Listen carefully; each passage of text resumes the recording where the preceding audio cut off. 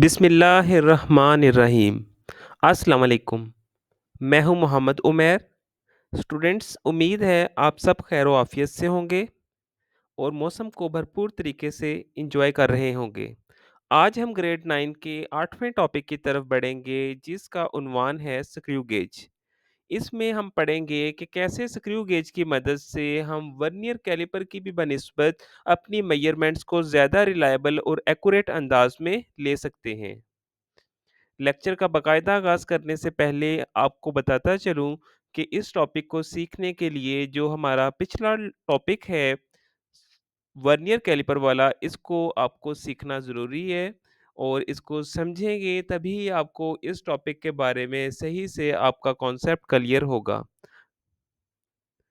इसका लिंक मैंने description box में डाल दिया है, जहाँ से आप आसानी से इसको सीख सकते हैं। तो चलिए शुरू करते हैं। In this topic, you will be able to learn about। आज की इस वीडियो में हम देखेंगे कि स्क्रू गेज होता क्या है, हमें स्क्रू गेज की ज़रूरत क्यों पड़ती है। जैसा कि आपको बताया है, ये वर्नियर कैलिपर की निस्बत ज़्यादा बेहतर और एक्यूरेट पैमाइशें ले सकता है। इसके बाद हम इसके कंस्ट्रक्शन को स्टडी करेंगे, जिसमें हम इसके वेरियस पार्ट्स को देखेंगे और समझेंगे कि कैसे ये काम करता है। फिर हम इसकी वर्किंग को स्टडी करेंगे। एट द एंड हम देखेंगे कि ज़ीरो एरर क्या है और मेजरमेंट्स में हमने ज़ीरो करेक्शंस को कैसे अप्लाई करना है। सबसे पहले हम डेफिनेशन से स्टार्ट लेते हैं। It is an instrument used to measure length, thickness and diameter of an object.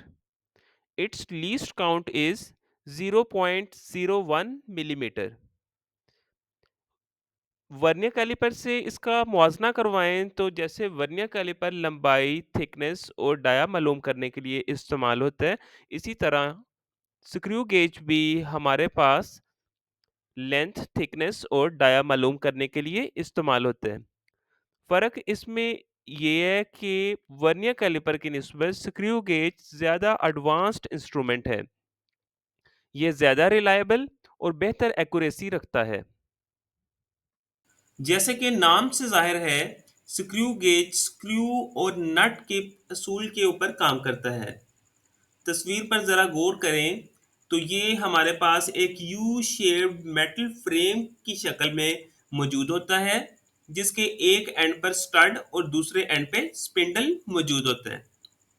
Stud अपनी जगह पर फिक्स रहता है, स्पिंडल राइट और लेफ्ट मूव करता है जैसे ही हम स्क्रू गेज को क्लॉकवाइज या एंटी क्लॉकवाइज डायरेक्शन में रोटेट करवाते हैं, ताकि हम अपनी मेजरमेंट को आसान अंदाज में कैलकुलेट कर सकें। मजीद आगे बढ़ें तो वर्नियर कैलिपर की तरह ही स्क्रू गेज में भी हमारे पास दो स्केल्स हैं, जिनका नाम मेन स्केल और सर्कुलर स्केल है। सर्कुलर स्केल पे, लैब बेस्ड सर्कुलर स्केल पे नॉर्मली 50 या 100 तक दर्जे दर्ज होते हैं। कुछ आगे बढ़ें तो इसके एंड पे एक रैचेट मौजूद है जो कि एडजस्टमेंट स्क्रू है, जिसकी मदद से हमें सैंपल को बेहतर तरीके से होल्ड करने में मदद मिलती है। डियर स्टूडेंट्स, जैसे ही हम थिम्बल को क्लॉकवाइज या एंटी क्लॉकवाइज एक कंप्लीट रोटेशन देते हैं, तो आपका स्पिंडल 1 मिलीमीटर आगे या पीछे हरकत करेगा, जिसे पिच ऑफ स्क्रू गेज का नाम दिया गया है। डेफिनेशन पर तवज्जो दें। Pitch of the screw gauge is the minimum distance between two consecutive spindles. दो चूड़ियों के दरमियानी फासला, जो कि 1 मिलीमीटर होता है, स्क्रू गेज की पिच कहलाती है। जैसे ही हम इसको एक कंप्लीट रोटेशन देते हैं, तो आपकी जो चूड़ी है वो 1 मिलीमीटर आगे या पीछे की तरफ हरकत करती है, जिसे इसका पिच कहा गया है। अब हम सीखेंगे least count of screw gauge के बारे में। The smallest deviation which can be taken with the help of screw gauge is called the least count of screw gauge. वो छोटी से छोटी रीडिंग जो किसी भी इंस्ट्रूमेंट से आप एक्यूरेटली मेजर कर सकें, वो उसका लीस्ट काउंट कहलाती है।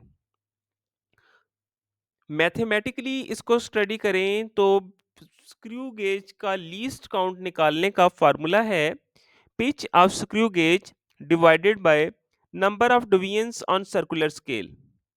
Normally lab based screw gauges में total number of divisions on circular scale 50 या 100 होती हैं।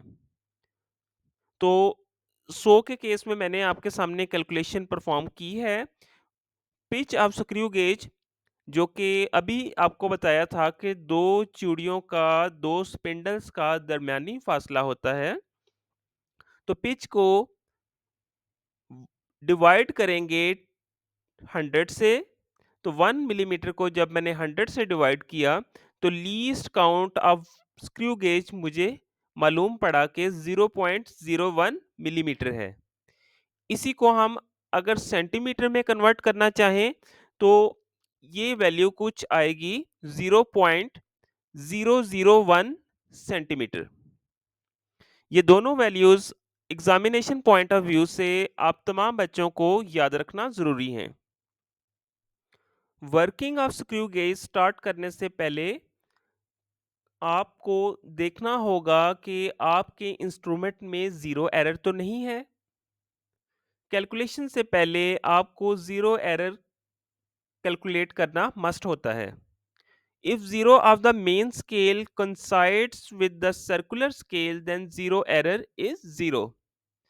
अगर आपके इंस्ट्रूमेंट में जीरो एरर मौजूद नहीं है तो आप अपनी मेजरमेंट्स ले सकते हैं। अदरवाइज आपको जीरो एरर निकालना पड़ेगा और जीरो करेक्शंस को अप्लाई करना पड़ेगा। अब हम सीखेंगे कि पॉजिटिव जीरो एरर क्या होता है। If zero of the circular scale lies behind the index line, then zero error will be positive। जैसा कि तस्वीर में दिखाया गया है कि सर्कुलर स्केल का जीरो मेन स्केल के जीरो से थोड़ा सा 2 पॉइंट्स, अगर हम टू बी एग्जैक्ट देखें तो ये 2 पॉइंट्स पीछे रह गया है। तो इस केस में हमारे पास इसका जीरो एरर पॉजिटिव होगा। नेगेटिव जीरो एरर, जैसा कि फिगर नंबर सी में दिखाया गया है कि सर्कुलर स्केल का जीरो मेन स्केल के जीरो से 4 पॉइंट्स आगे निकल गया है। तो इस केस में हमारा जीरो एरर नेगेटिव होगा। जैसा कि डेफिनेशन में हमें बताया गया है, if zero of the circular scale crosses the index line than zero error will be negative. जब भी आपके पास जीरो एरर निकलेगा किसी मेजरमेंट में तो आपको नेसेसरी कैलकुलेशंस अप्लाई करनी पड़ेंगी। जीरो करेक्शंस जैसा कि आपको मालूम है नेगेटिव ऑफ जीरो एरर है। तो ये आपको निकालने का तरीकेकार ये है कि आपकी जो भी रीडिंग मेन स्केल से ऊपर जा रही है, आगे निकल रही है या पीछे रह रही है, उसको आपको उसकी लीस्ट काउंट से मल्टीप्लाई करना पड़ेगा। तो इसको अगर आपका ज़ीरो एरर पॉजिटिव है तो आपको वो वैल्यू आपकी मेजरमेंट में से माइनस करनी पड़ेगी, और अगर आपका ज़ीरो एरर नेगेटिव है तो इसी मेजरमेंट को, इसी वैल्यू को जो आपने लीस्ट काउंट से मल्टीप्लाई करके निकाली है, तो वो उसमें एंडिंग रिजल्ट में आपको ऐड करनी पड़ेगी। शुक्रिया। जज़ाकल्लाह। अल्लाह हाफ़िज़।